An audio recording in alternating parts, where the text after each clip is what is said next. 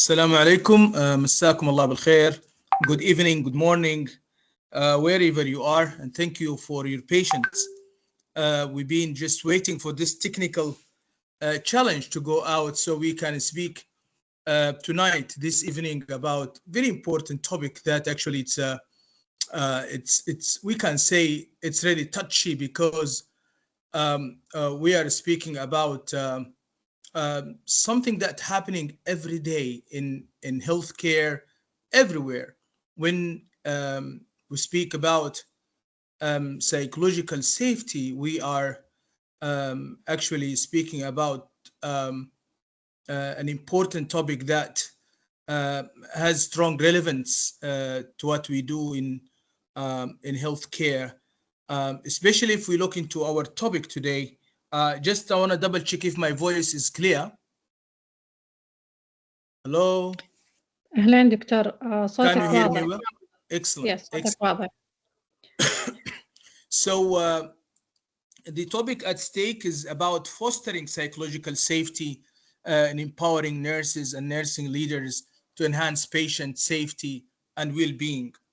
And I want to thank also the Patient Experience Center for our Patient Safety Center for the invitation and selecting such vital topic to be discussed, because it's really concurrent with my work for my PhD thesis, which actually highlighting the concept of psychological safety in healthcare, where I'm putting very clear that when we work with the team, with the head nurse particularly, and train them to understand and to master the skills that needed, where they can cultivate a psychological safe environment, nurses, they make huge impact in terms of patient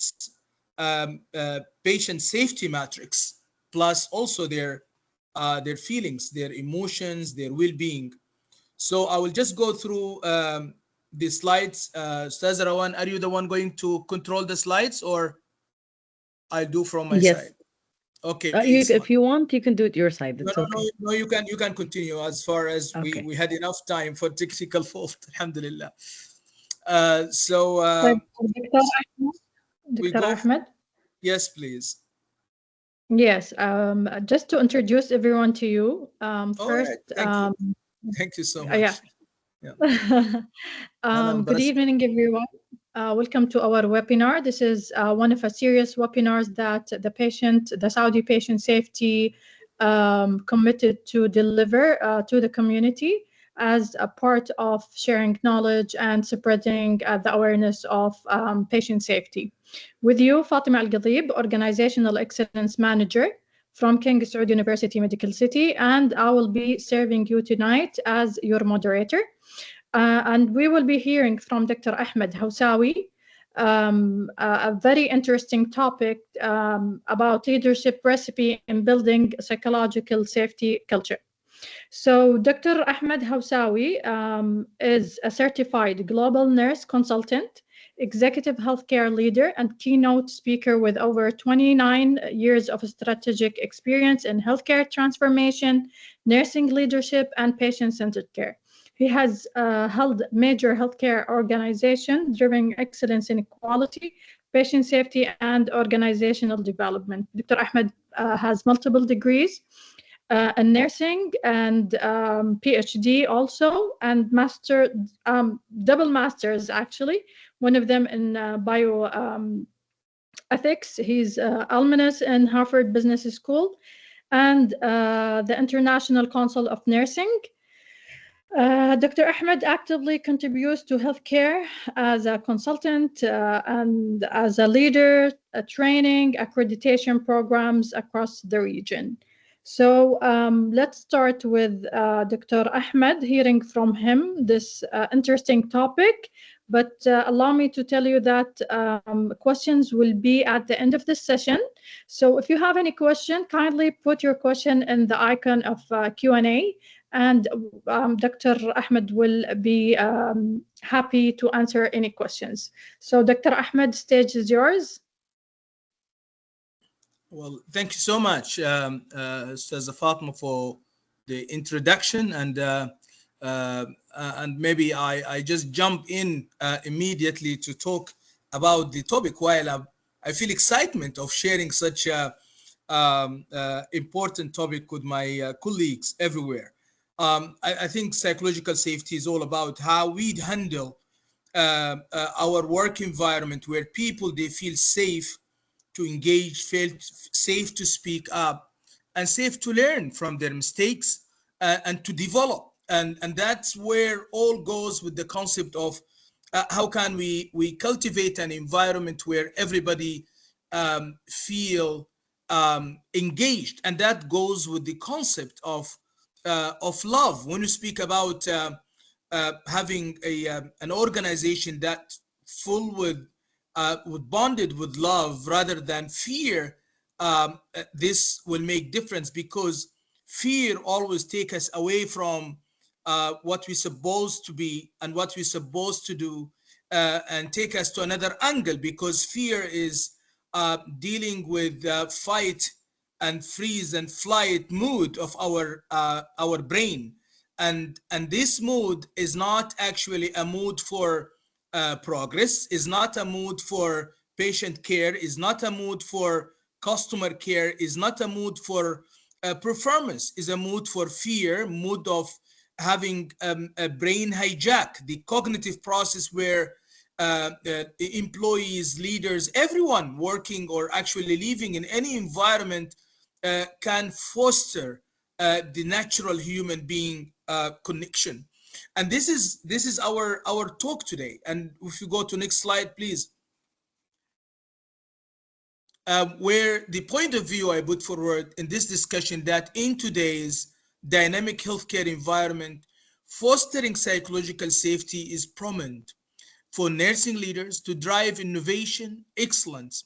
Psychological safety, as conceptualized by Amy Edmondson, is foundational to create an environment where team members feel safe to take risks, share ideas, and learn from their failures.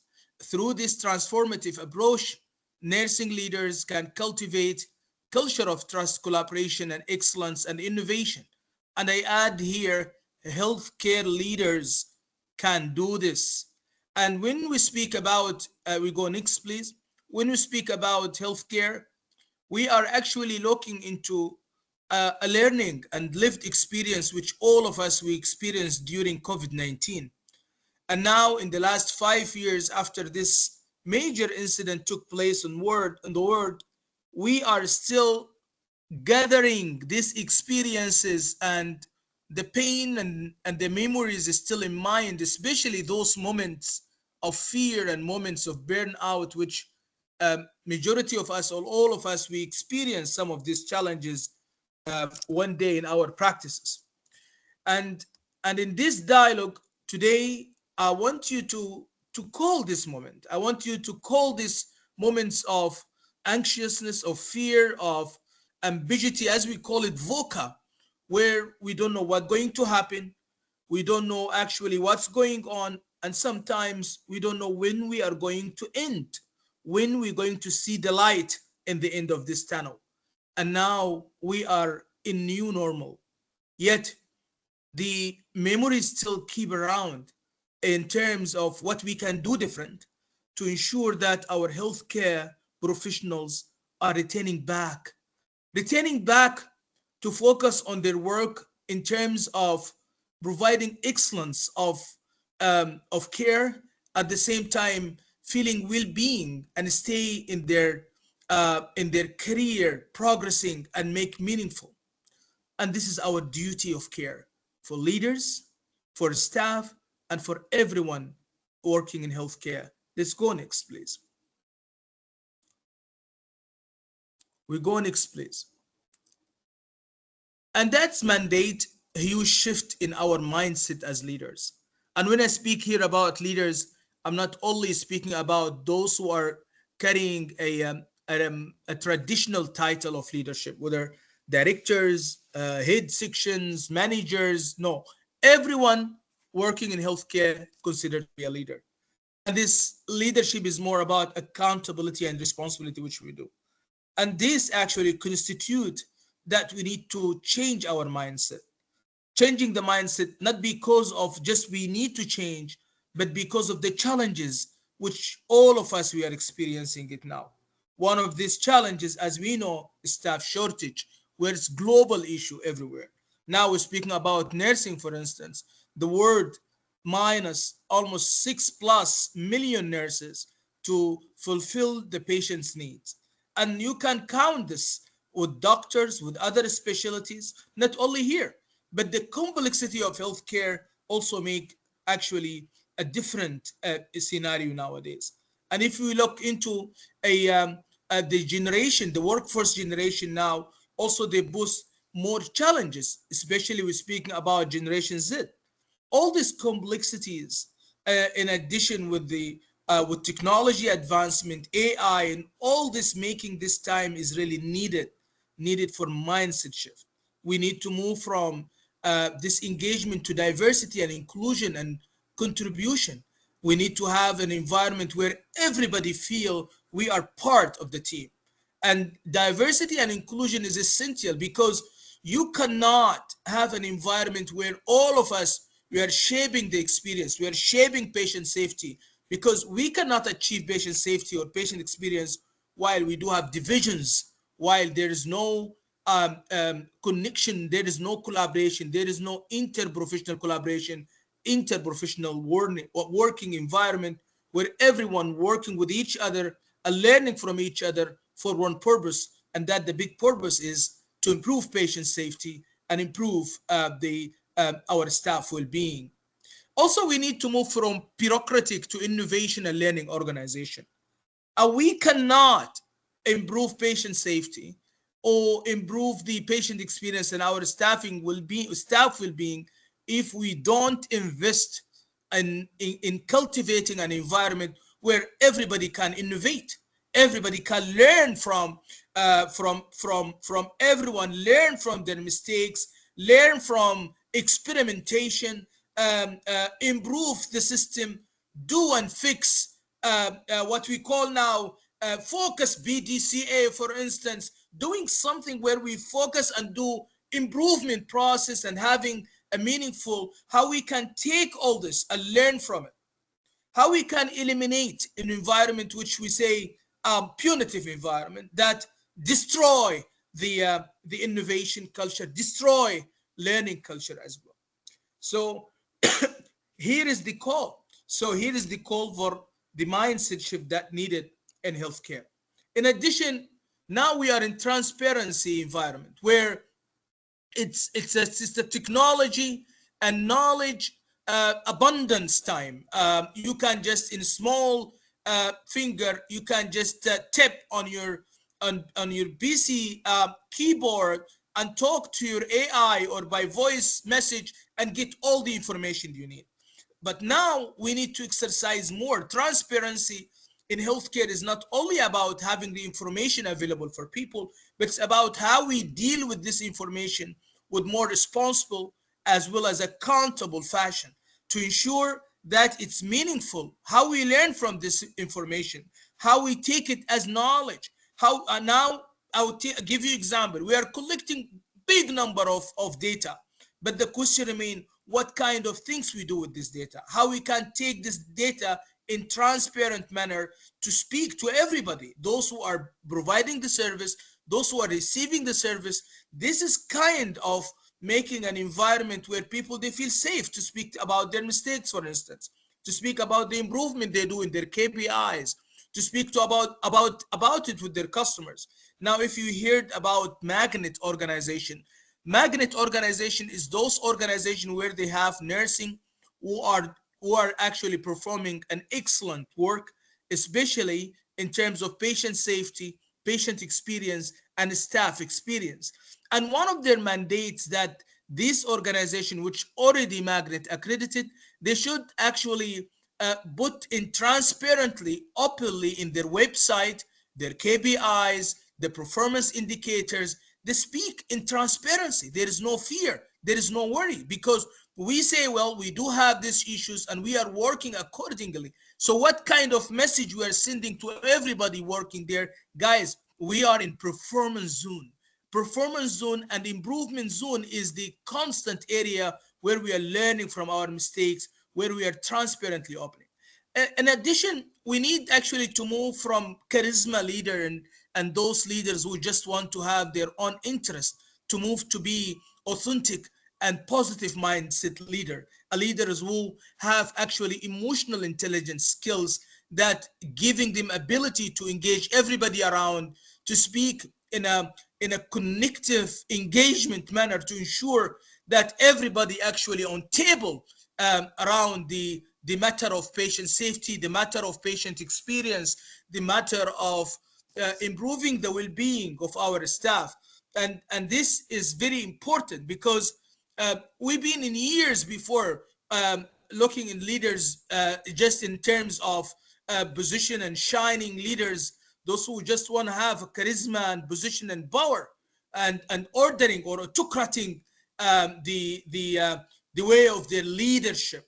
But in fact, healthcare actually in needs of leaders who actually carrying the positive mindset, carrying those authentic mindset in terms of being real, being themselves, being present, accountable, and responsible leaders who actually push positivity everywhere.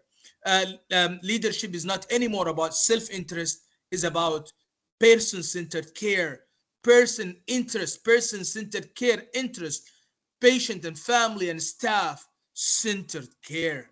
So this is the call for this is the call for the change in the mindset movement we need in order to foster psychological safety. We go next, please. And in one of the famous studies took place in Harvard, where actually they concluded that almost 50% of our workers, they are actually in something called mind wandering. What happened? They invited almost 225,000 participants to participate in a research where they give them an app, and they told him this app will call you 3 times per day, will ask you what you're doing now and what you are focusing and how do you feel right now. So almost 50% of these responders, they said, we don't know what we are doing and we don't know to what we are focusing and we don't feel good now, or actually they are neutral. So the and 95% of these responders, they were in computing or doing some clerking work. So they were in a daytime, either in school or in workplace. So they conclude that almost 50% of our employees are in mind wandering. And mind wandering is unhappy mind, my dears. And mind wandering take place in all the issues we are facing every day. Look what's happening to you every day. See your morning. You start calm and down. You reach to your work. You open your email. You find an email that pick your feeling all the way up. You attend meeting, another call. You attend to patient issues. You go. So our work is taking us ups and down in our emotions, and you'll find yourself in that trap of daydreaming. If I ask you now, look into your WhatsApp group. How many WhatsApp group you have already? Plenty of them. How many meeting calendars you have? Plenty of them. So this kind of of challenges we are facing in our work, and it make our staff, make us as leaders also facing the challenge of inability to focus, inability even to be happy, and always we are in mind wandering. Our mind is not focusing. And here where we speak about failures, we speak about errors, we're speaking about customer dissatisfaction, we're speaking about unpleasant feeling of our staff, and all this mandate we need to change and do something. Let's go, please. Next, please. And when we look into Maslow hierarchy of needs, and we learn this, that the basic needs is the psychological needs. And of course, when you speak about psychological here, We're speaking about everything that make our biological needs actually get its demand, whether food, whether sleep, whether house, whether clothes, and so on. Yet the needs we have as a human being is actually not only physical and biological. We do have psychological and emotional needs, and all these needs are equal. And that goes more. When we go with our life and we become in and we grow more, we are looking for more of having safety needs, where we need to have work, we need to have a health, we need to have more of wealth, and so on. So you need to have more of things that make you more safe and stable in your life. And also, if when we look into the next needs are about love and belonging. Imagine if this is actually lack in workplace, where an employees work almost 9 hours or 12 hours in his or her working environment or study environment or even living environment, while love and belonging are not there. The staff, they don't feel that they're part of the team. They're not engaged. They are not well led by their staff, by their leaders. They are in toxic environment where everyone feeling toxicity. And that goes in terms of like reducing the basic needs that for the human being actually needs. Imagine if this is linked with their work, a link with their performance, a link eventually with the outcome that we expect everyone to do. And that goes more for the self-esteem, self-respect, and the status recognition, and so on. And we go more to have self-actualization.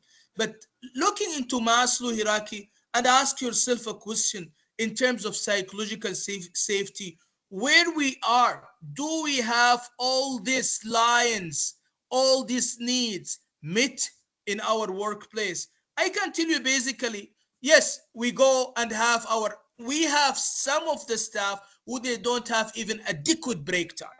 So even their basic physical needs, they don't actually get this. Imagine these staff, they're in needs to produce a focus work, safe environment, and being happy and make customer happy. I remember one of the doctors who actually surgeon in a place we used to work years ago. He was on call over 4 nights, consecutive 4 nights. This doctor was not able to sleep. He had bad rota. His rota was really bad. It was not consistent, giving him a balance to sleep and have more. So what happened in the last day? He engaged in a surgical procedure where actually he made major error due to lack of focus, lack of attention. And we can't look into just say, well, hey, you are accountable and responsible, but we need to say, hey, our system is accountable and responsible. Because it's when a problem, when we speak about psychological safety, it's not only about feelings, it's about how we deal, how we work, how we perform while we feel safe. And we feel safe for those who are actually need our care. And we're speaking here about our patients and their families, as well as our family, our own family as well. So here it takes us to the next, please, we go. In Google, they made a beautiful study where they look into their Google. We know Google always they focus on IQ, so they hire the best IQ teams where they are knowledgeable about IT technology. Yet they were actually in wondering in some of their times where they said, well, how can we foster collaboration and teamwork, and what make teamwork function well? So they done major research, and that's a big research that took place where they found almost 5 themes.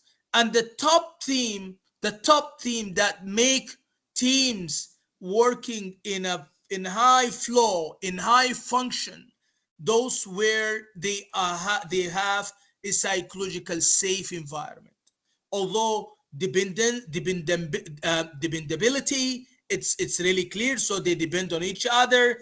Structure and clarity is essential. Meaning also essential. They see the meaning of what they do and they see the impact. Yet feeling psychological safety was the top one, because what happened that everyone within the team, they feel they are vulnerable. Vulnerable does not mean they are weak.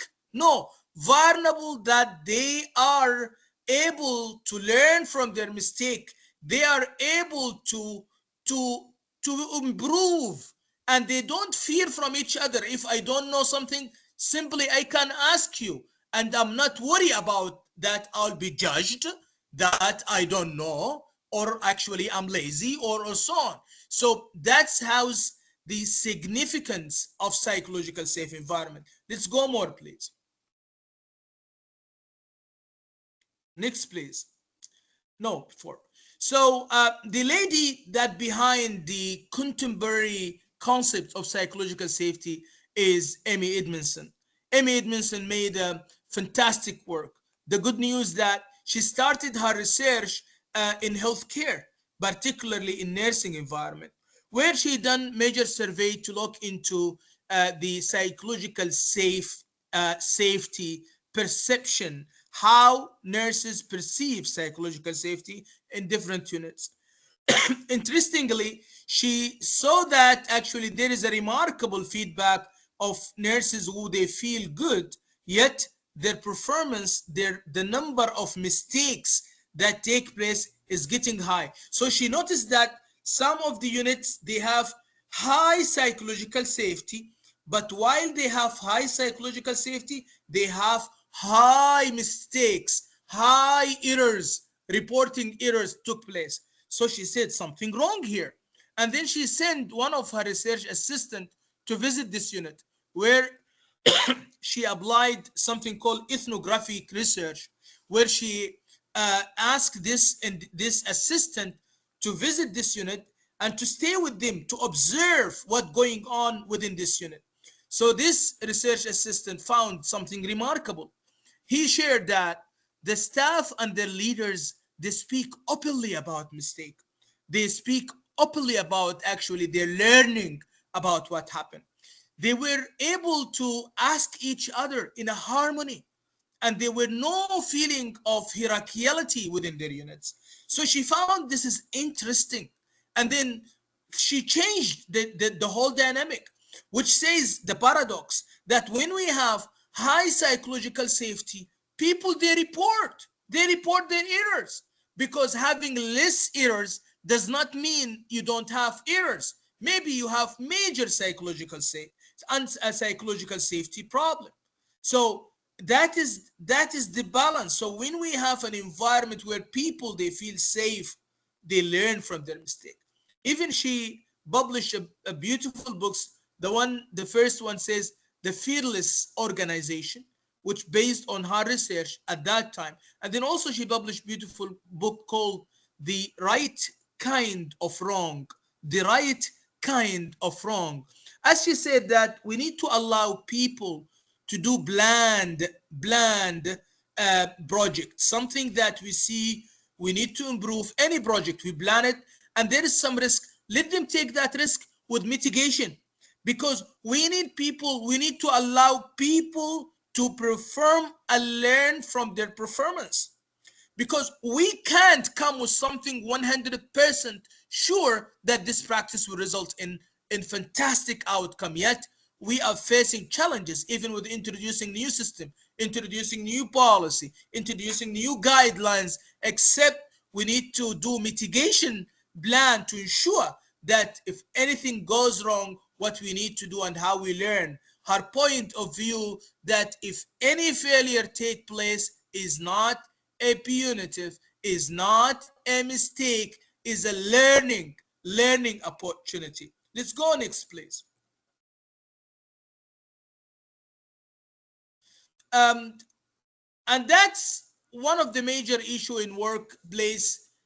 It is in line with the study that we show in Harvard, which stating that when we have people in day work, in any workplace, they are in mind wandering. And mind wandering is unhappy mind, especially these minds deal with negative emotions. And negative emotion, speaking with amygdala hijack. Amygdala hijack is a status that took place in our brain every day. I'm telling you, every day, everywhere. When you feel anxious, when you speak to yourself in negative, when you speak to yourself in negative way, when you blame yourself, when somebody blame you, when you have harsh email, when you work in an environment where there is no thank you, there is no appreciation, there is no recognition, when you work in a place where there is no life and work balance, you have bad rota. Look into nurses rota, 4 nights, 1 day off, and then another 4 nights duty, and you go for doctors, you go for other allies. When we have all this toxicity, what happened? Our amygdala get hijacked. And when amygdala hijacked the capacity of our brain, the capacity of our thinking, the capacity of our focus, and so on. And that's where we need to work hard in eliminating this. Let's go next, please. Time is running. So let's jump on this, please.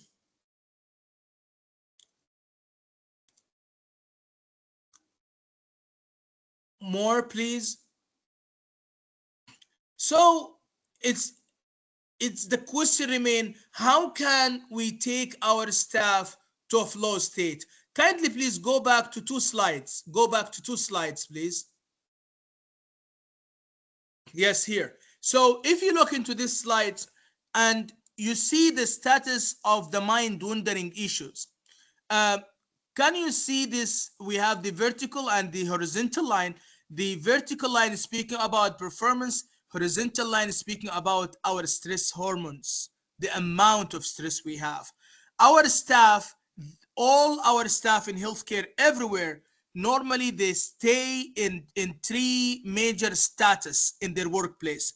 Whether they are disengaged, and when they are disengaged, they don't have stress hormone that take them to the peak. They don't have even stress interest because they are disengaged. You find them here in the edge where their performance goes down,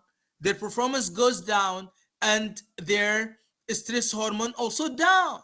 These people are totally disengaged. They don't have interest in their work.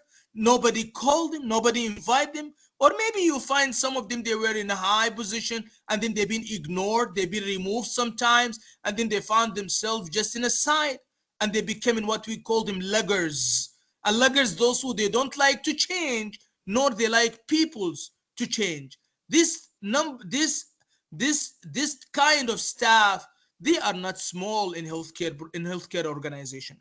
And when we go to the other edge, the other side of this diagram, to those who are having constant stress, those staff who are always in constant stress in toxic environment, those who are dealing with toxic leaders who not actually believe in positivity, there is no emotional support, there is lack of support, they have lack of training, they have lack of education, they have lack of progress, they are static there. They just work on survival mode. They just want to survive. They feel we are just like ATM. We are not here, just want to save our family needs. Yet these people, time by time, what's happening for them? Their performance is down. They cannot make what we call empathy connection. They cannot foster emotional support to their patients. They cannot focus on their duties. Here where we see problem, medication errors, due to lack of focus. Simply with the constant stress, amygdala is hijacking the whole brain. Our aim, my dears, with psychological safety is to make moderate stress where all our staff able to work on flow status. In flow status, the staff should have certain needs to ensure they can work on flow. And these needs are as follow. So let's go next 2 slides. And this needs also actually clarified in a beautiful book called Flow, published by Mihaly Csikszentmihalyi. Mihaly made fantastic action in interviewing big number of athletics, neurosurgeons, those who are working with the with those microscopic and those tiny focus work where they need to have high attention. And he asked them simply, how do you feel at your best when you do your work? For instance, he asked the athletics, those who are participate in Olympic competitions, for instance, how do you feel at your best? They said, we are happy, engaged, enthusiasm, and focused. And simply, he concluded his book. He said, in order to make people all in flow, they need to have what? They need to have clear tasks. They need to have clear tasks and clear mandate and KPIs for achievements. Because imagine if I ask you to do a work while you don't know what kind of expectation you need from you. You don't have clear job description. You don't have clear system. You don't have clear policy and procedure. You don't have clear communication within the organization. What happened? You'll find people in chaos. You cannot just fix problem with simple email. You need to have clarity in the system.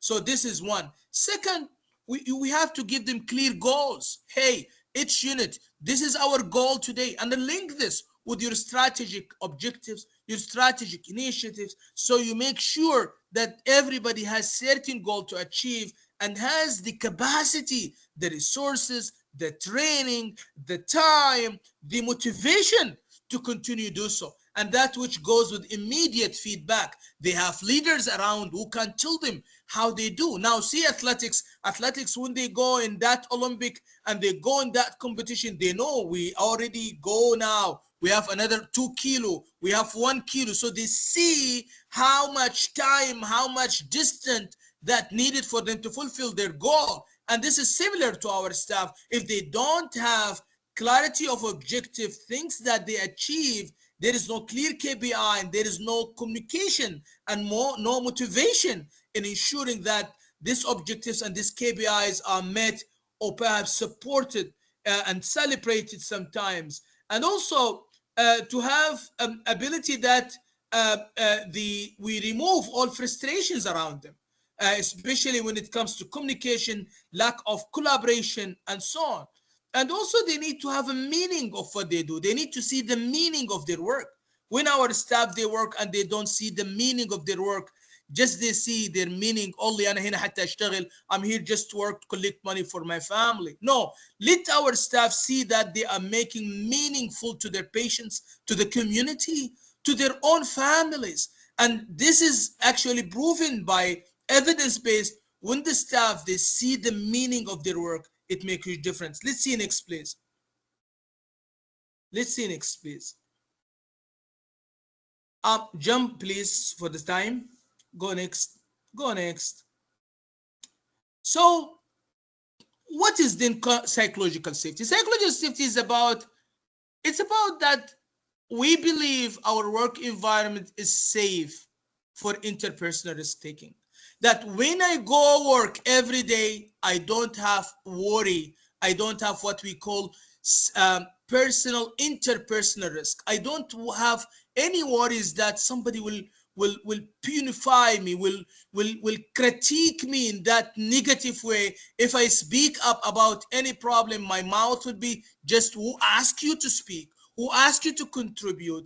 If I made any mistake, I'll be shot to part. If I do anything wrong, so what happening? I'll be hesitate to come to work and speak up. And if I see a mistake, I'm not going to share.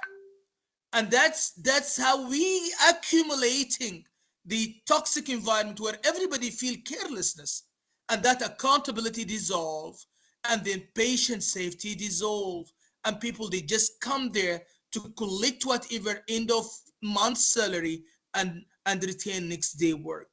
So this is the meaning, real meaning of psychological safety. When I come to work every day, I have excitement that when I'm here, I'm okay, I'm safe, I can speak up, I can share my concerns, I can ask questions. I don't know this. Can you tell me about this process? Can you tell me about this guideline? Nobody can critique me. Nobody can judge me or look at me down. No, I'll be there. I'll feel that it's normal. Everybody speak. We done mistake. Hey guys, we have a problem. Let's gather and speak about it. We done educational. We done learning about it. We have a beautiful system of interprofessional learning. So that's this kind of environment. What you're going to see here, you're going to see beautiful patient experience. You're going to see beautiful patient safety matrix. You're going to see beautiful staff well-being. Let's go next, please. We go next, please. So psychological safety, my dear, is not about being in an environment where everybody feel relaxed or comfortable, they do mistake. No, no, no. It's about accountability, at the same time, responsibility and feeling safe. It's about when it's not about being nice. No, we are not here to sell ice cream or chocolates to people. We are here to be responsible. And no, it's here is about to do reawakening to who we are and what is the matter of our being in healthcare. Our matter is to ensure patient safety. So we need to ensure that we have the environment and the support for the staff to do so. Our matter here is to ensure our staff well-being. So we need to have the system, the policy, the training, the culture, the communication, the policy and procedures, all that support us. So it is not about personality. It's about culture and system. It's not immunity from consequences. If I do a mistake, and part of the consequences that I need actually to carry certain action based on the policy, this is important. This is part of psychological safety. But the question remains how we handle this, how we move from punitive culture to just culture. Just culture is about balancing accountability as well as a safety in an environment where we're going to see it together now. Next, please. Please have your focus with me. Please, I need your attention. Here is the butter of all our discussion. This is the beautiful model of Amy Edmondson, where Amy Edmondson actually said that in order to achieve psychological safety, we need to balance between standards and accountability. And here where we always speak in healthcare and patient safety and quality about just culture. Standards means is the policy, procedures, and system. Accountability means about how our responsibility, how we are accountable. So we do have accountability toward the standard. So how we balance this with the psychological safety on the other hand. So the vertical line is psychological safety, the horizontal line is standard and accountability. So when we have our staff in the lower left quadrant where they have low psychological safety and they have low standard and accountability, there is no policy, there is no system, what happened? They are in a apathy zone. People in a apathy zone, they are just sleeping. They are not in comfort zone, but they are sleeping. They don't actually care. They are totally disengaged. And if you look around in your workplace, left or right or up or down, you'll find some of the staff, they are in this. Sometimes they just, like they move their legs every morning to come to work. They don't have any interest. And because we don't have psychological safety, they don't care anymore. And there is no policy, there is no system in place, they don't care. And when I mean with policy, standard, and accountability is more of the law and order. But if I have low psychological safety and high implementation of policies, procedure, accountability, standard, and system, HR, you got what I mean? So people always, they work on an anxiety zone. An anxiety zone is not performance zone, it's surviving zone. And people in Survive, they work on the amygdala hijack. Amygdala hijack is what? Is about fight, flight, or freeze. These people, their prefrontal lobe, the piece of their brain which has responsibility about focus, about cognitive process, about emotional and empathy, it actually blocked. You cannot expect that doctor able to smile. You cannot expect this nurse able to share her empathy and feeling. You cannot ask even independent double checking, because they are in mind wandering. They are unhappy. They are always in anxiousness. And we saw them. And you can see them. So the question remains, how can we make high psychological safety and having high standard of applying policy and procedure? And this is what we call learning and high performance zone, where we make high psychological safety. High psychological safety means we do have leaders who are able to foster positivity and psychological safety within this, able to motivate psychological safety, able to invite people. Now, if you are a leader attending a meeting, it's good to speak about your own mistake. What you do here, you are modeling a psychological safety in terms of leadership performance. So people, they will be able to speak freely about their mistakes.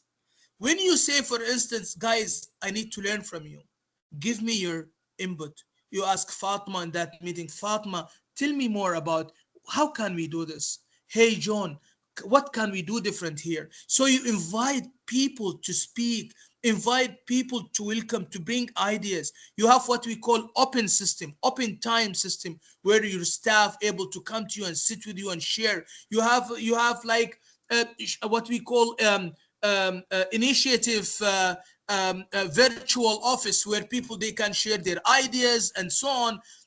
This kind of welcoming and modeling, inviting people to share their concerns, their ideas, to speak up, to share their what we call now OVR, for instance, so they have freedom of sharing it in a meaningful manner. No, there is no fear of any consequence. That's how we do this balance. But if we have high psychological safety, but there is no implementation of policies and system, people, they will work in comfort zone. ما في خوف. They don't have fear of any consequences. They don't care because Al-Mudir Habib. No, we are not here about laissez-faire leader. When we speak about psychological safety, we're speaking about human leader who's able to balance between making action and fostering an environment where everybody can feel welcome and engaged and able to make difference within their organization. We go next, please. I will share with you some profile of the thesis of my PhD, which actually we work on a project to look into how, if we train middle manager, head nurses particularly, and we skilled their skills in dealing with cultivating psychological safety, how this will impact in rising the staff well-being, nurses well-being, as well as improving some controllable patient safety metrics. So what we done, actually, we applied a research, interventionist research, where we done our experiment we selected two major organizations, one medical city in Mecca and King Abdullah, and King Fahd in Medina Munawwara hospital. They are tertiary and almost they are quaternary within their zone. So we use one as a control and the other one was as an intervention, where we used QZ experiment study. So we actually developed a BSP psychological safety program, which being developed based on the two theories, theory of human caring by Jane Weston, and also the transformational leadership theory. We based our objectives for this program based on this theory, and also we used 4 modules. One module was talking about authentic leadership, and that based on famous book of authentic discovery true north by Bill George, where we covered the authentic leadership. We covered authentic leadership. We covered self-awareness. We covered responsible leadership, and as well as how you make meaningful, responsible, meaningful impact within your community or service. And the other module is speaking about emotional intelligence. So we cover intensively the 4 major competency of emotional intelligence based on Daniel Goleman work of emotional intelligence. And the third module was actually based on Amy Edmondson module, the one I shared with you now, for psychological safety. So we covered all psychological safety strategic actions. We taught nurses in a meaningful workshop. So the fourth module was actually a framework of a magnet in regards to the patient safety matrix we call empirical outcome improvement. So we use their concepts, their framework, in terms of we trained those head nurses how to develop a unit-based council, shared governance, where they engage their staff in improving and enhancing their day-to-day outcome of their work. So this research actually shows it's longitude research, where we at the first we collected data, surveyed, we look onto the perception of the head nurses toward their view in terms of psychological safety, and also we took a survey from them for burnout to look into how actually they perceive or actually they express their burnout within their unit. We done the same for the staff nurses. We just only look into their burnout survey and we got their feedback. And we target inpatient areas because we found them more dynamic and they see more demanding. So we thought this area they really deserve. And we collected data for phase 1, where we collected the patient outcome data in terms of fall incidence, pressure ulcer, as well as the medication errors, and as well as turnover rate. So we look into this 4 data, pre and then post intervention, almost 1 month, and then we follow after 3 months to see the interventions, where we find significant actually impact of this program in improving the psychological safety, as well as the burnout, and also improving some aspect of patient metrics. However, we found that when we had the longitude, the last 3 months, there were a little bit of drop in this because there were a need of more leadership support, during the program. So we had significant leadership support from everyone to support the head nurses to achieve the goal. But with time, things became normal. So when we conclude this study that when we trained our head nurses, our middle manager, we gave them those skills and knowledge which help them to foster psychological safety, they can make meaningful. Yet we cannot guarantee this without having responsible leaders who can able to support this all the time to ensure that patient safety take place, and I mean the psychological safety take place, which can result in this both beautiful results. And part of the recommendations that organizations should go for magnet, which actually focus on this, or perhaps ensuring that adequate training or psychological safety program is part of the accreditation, part of the requirement. And maybe here we can call Patient Safety Center to honor this as well within the organization to ensure that this also take place. So we go next, please. We are almost done. So let's go next. There's some actionable. We go this actually some guideline from Amy Edmondson. So how you can foster psychological safety. First, put the stage, set the stage. You need to be model of this. You need to speak up. Don't say I want to improve psychological safety, but you as a leader, you do opposite. You need to do the same. You need to invite people. You need to speak. You need to have transparency, open system where people they can approach you.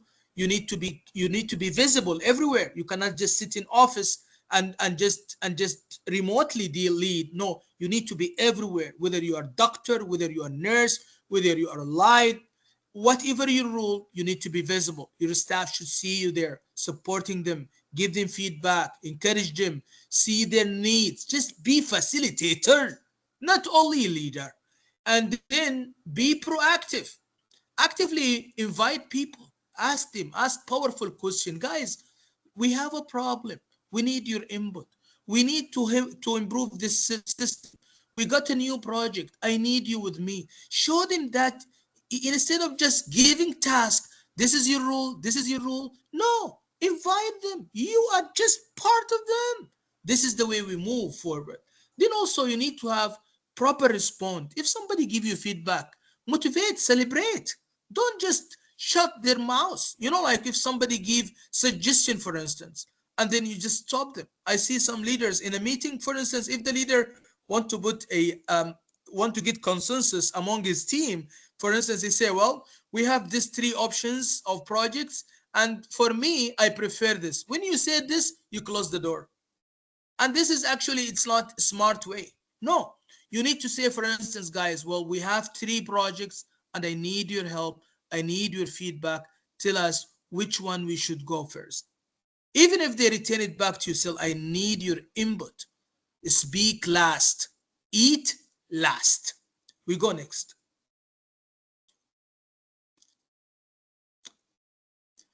People don't mind being challenged to do better if they know the request is coming from a caring heart.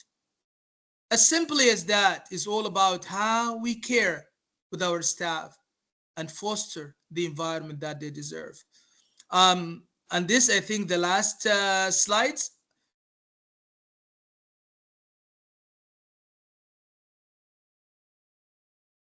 This is the last slides. Maybe we'll stop here.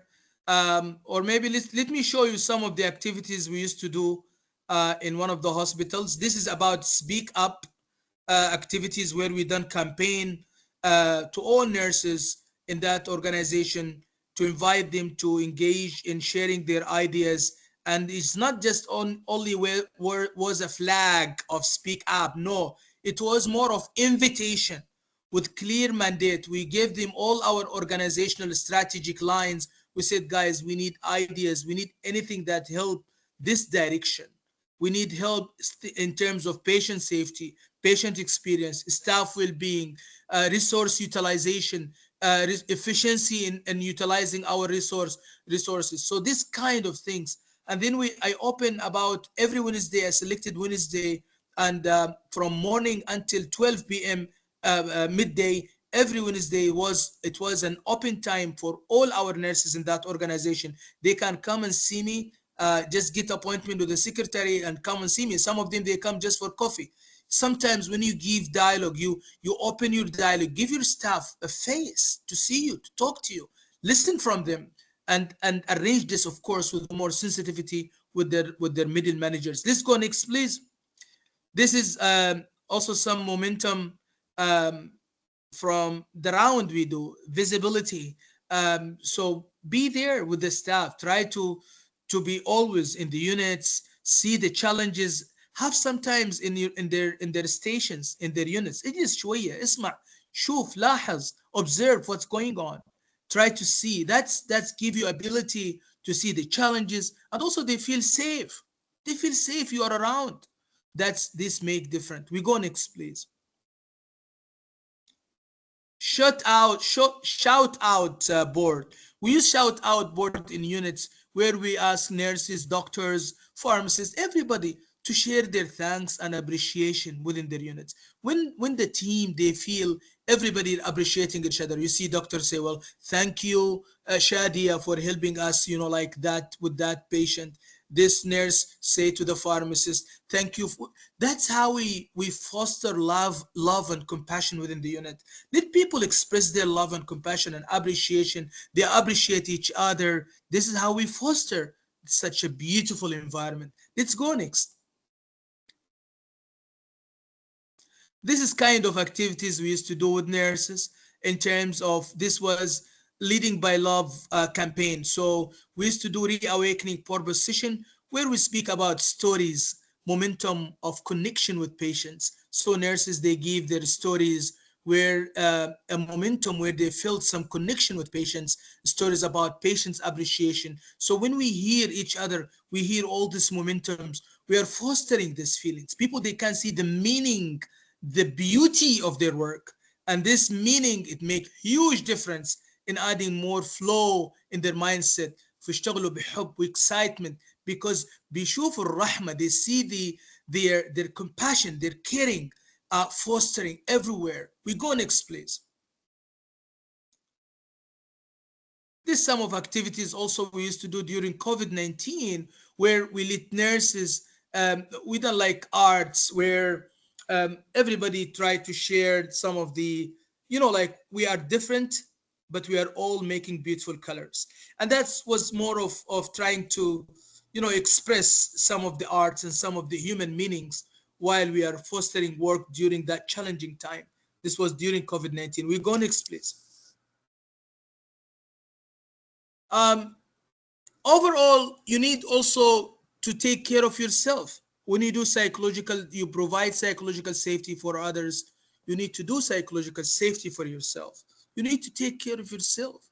Mindfulness, exercise, praying, walking, journaling, take a deep breath sometimes. All these exercises in terms of mindfulness and meditation give you more of peaceful mind. And when you are peaceful in your mind, you can focus. Research shows those leaders, those staff, those providers who have mindfulness, their focus is higher and they feel more happier, and even their immune system getting more stronger. Richard Davidson has a beautiful research on this over 30 years, where he concluded that those who are practicing mindfulness, always they have what we call resilience, because their prefrontal lobe circuits are strong due to this. This is proven by research. Second, they have something called positive outlook, where they see the positive side of the problem. And you can see some leaders, if something happened, guys, don't worry, we learned this, we're going to do this. They are more optimistic, they give hope. Research shows recently that the top needs of the employees, after surveying more than 300 employees, their top needs is hope, al-amal. So if you don't have leaders who are fostering this, they cannot give this hope. This is very recent, almost 1 month research been published. The third part of his conclusion, he said those who have mindfulness, they are generous. They have generosity. Generosity is not only about giving money. No, generosity in terms of smiling, teaching, coaching, educating people, being always, they give love and compassion. They're generous. They're generous in support. They're generous in doing something. They're not selfish. They are giver. Fourth, he said these who are fostering mindfulness and able to meditate, they are they have what we call resilience. Maybe I talk about the resilience. They're able, if any problem happen, any mushkila happen in their units, in their service, they are able to retain back. We are in a risk zone when we work in healthcare, and we anticipate a lot of risk. But how we deal with this in a resilience manner, how we can go normal after an incident took place, how we go normal if a challenge took place or lack of resources, how we can take people to the right direction. This is the kind of mindset leader we want. Next, please. Next, please. We are in the end. Now we go to the last quote so we can conclude our talk.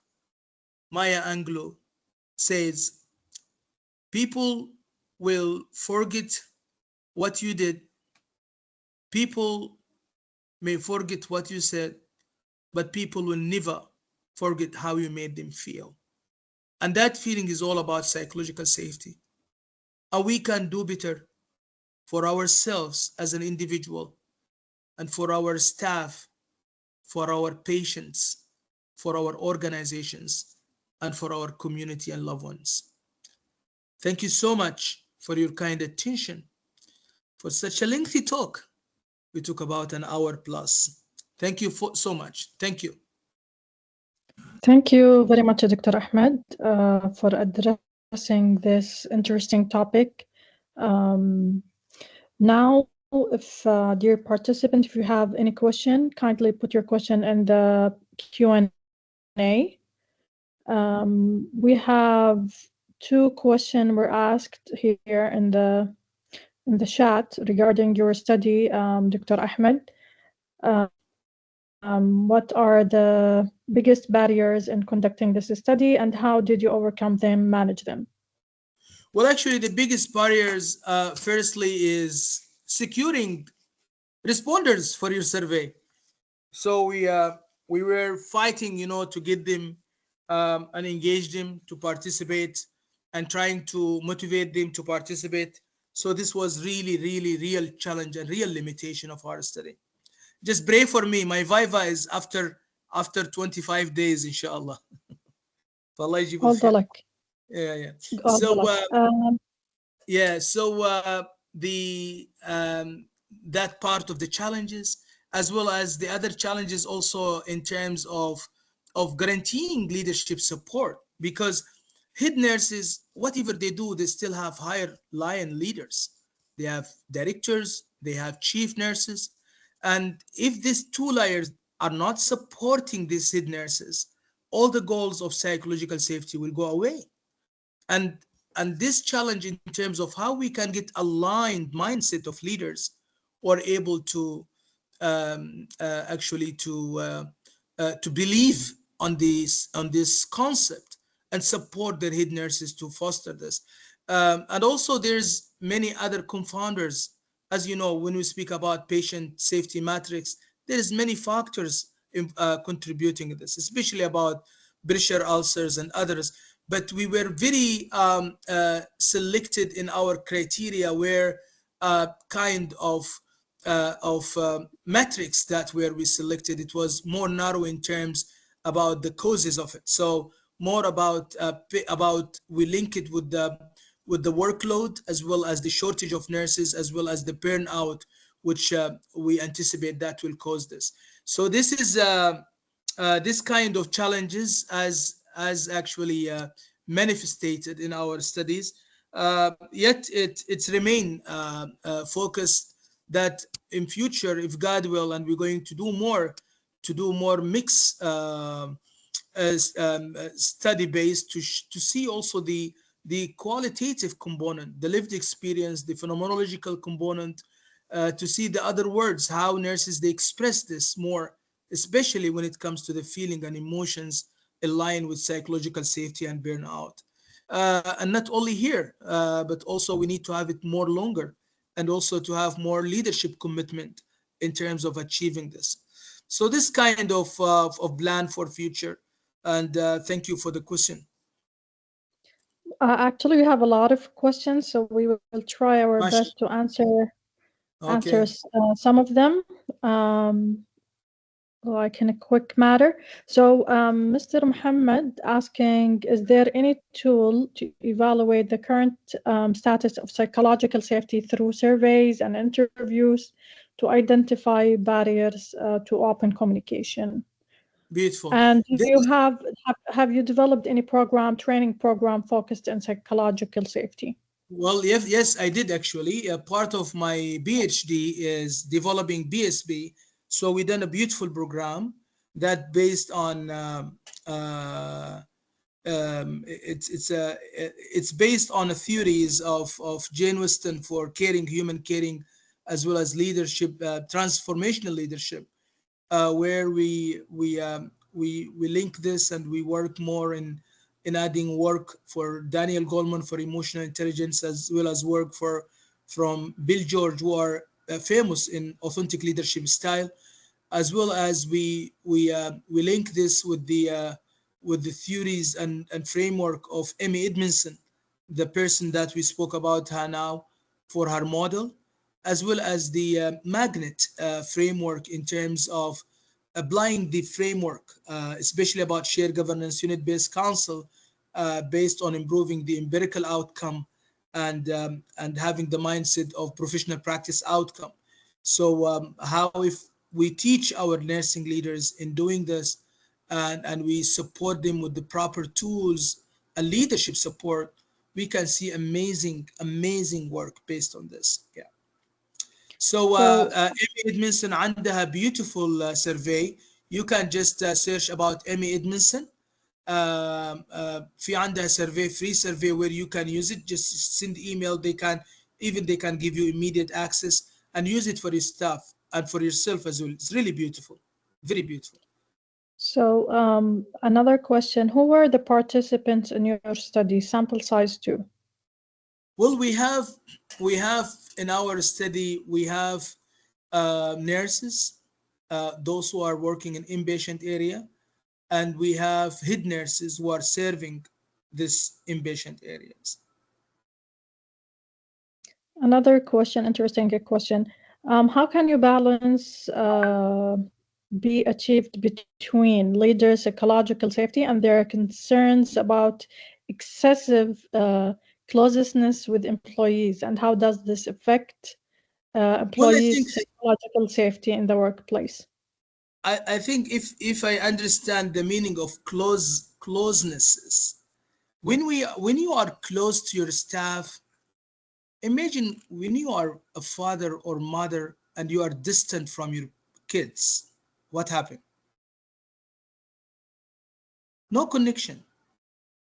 They don't even feel the belongingness, and you don't even able to care of them.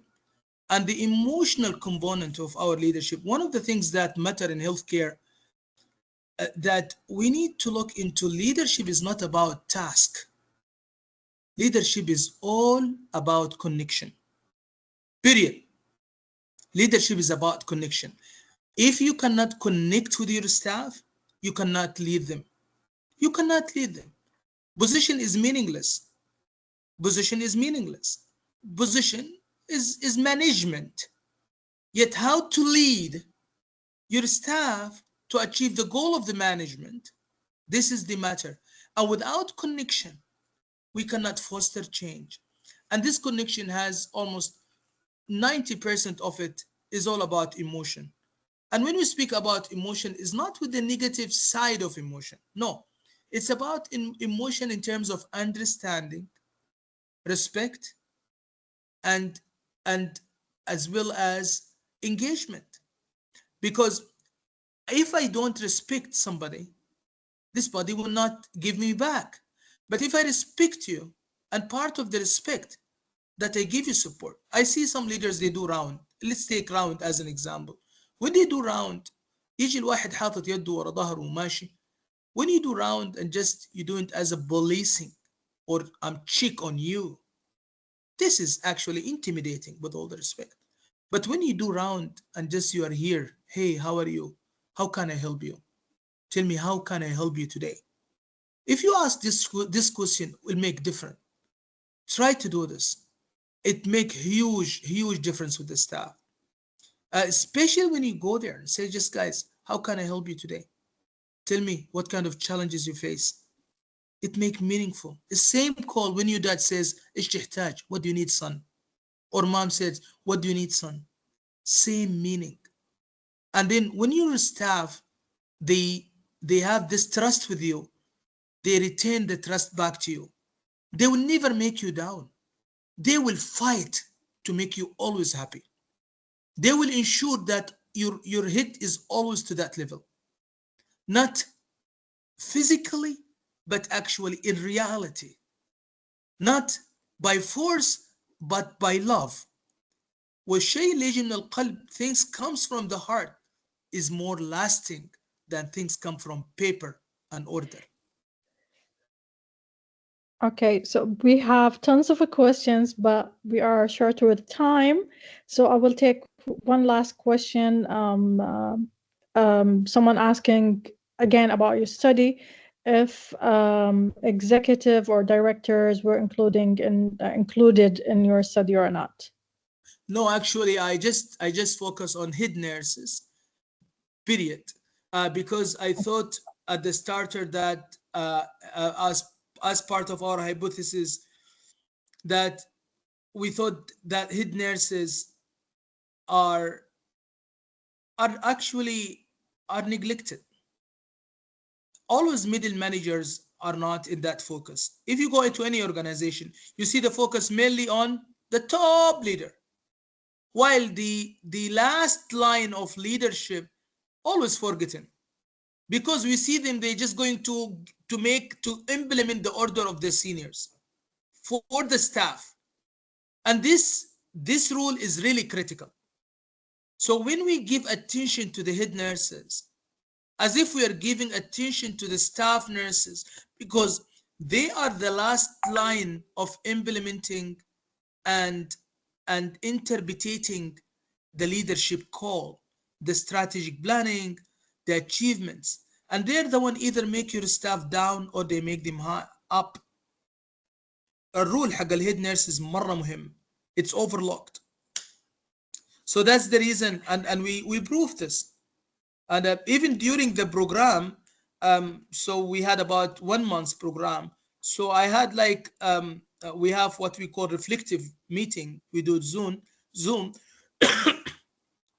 where I got a huge positive insight from them, how they foster the learning, because we're not only teaching them that program, we give them also exercise how to take care of themselves, how to do mindfulness training, mindfulness intensive, and then how to be an EQ leader, كيف يكونوا بذكاء عاطفي. So when you have head nurses who are really equipped with EQ, حتشوف العجب. But what we saw in clash, that when we have a clash of mindset between these head nurses and their line manager, على الدنيا السلام. Because these directors, when they don't believe on psychological safety and improvement, they will never make these head nurses able to make difference. So just fix the whole line. Thank you so much, Dr. Ahmed. We have to conclude our meeting, though we have a lot of questions, but we are short with time and we don't want to keep you awake. So on behalf of the Saudi Patient Safety Center, we would like to thank Dr. Ahmed Hawsawi and the attendants for their active participation as a part of Saudi Patient Safety Center's effort to provide you with timely topics and interesting speakers such as Dr. Ahmed. We would appreciate if you would fill the evaluation survey that were posted in the chat earlier. Thank you again for joining us today, and we look forward to welcome you to another topic and further webinars. Thank you so much. يا مرحبا.